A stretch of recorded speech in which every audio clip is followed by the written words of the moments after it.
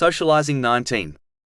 In a narration found in Sahih Bukhari, number 6014, the Holy Prophet Muhammad, peace and blessings be upon him, advised that he was encouraged to treat neighbors kindly to such an extent that he thought that a neighbor would become an heir of their Muslim neighbor.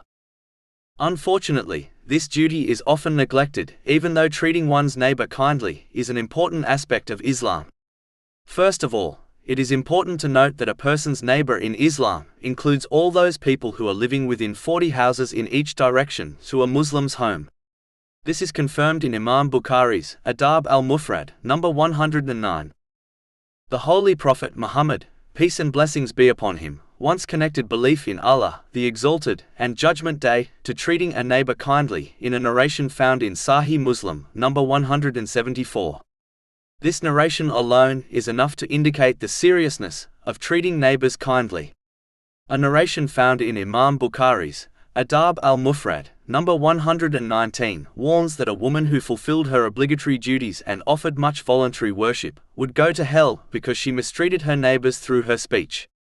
If this is the case for the one who harms their neighbor through words, can one imagine the seriousness of physically harming one's neighbor?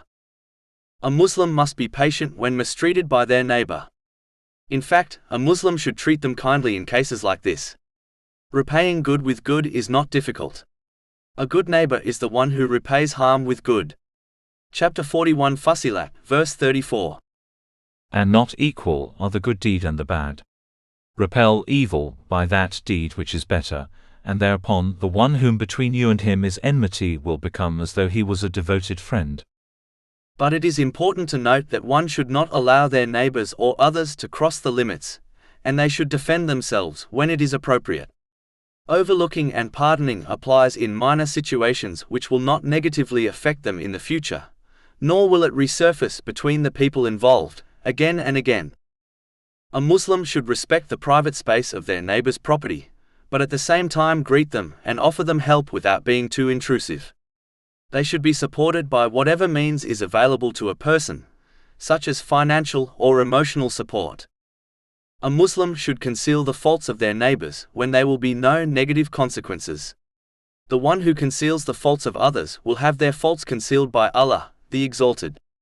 And the one who exposes the faults of others, Allah, the Exalted, will expose their faults and publicly disgrace them.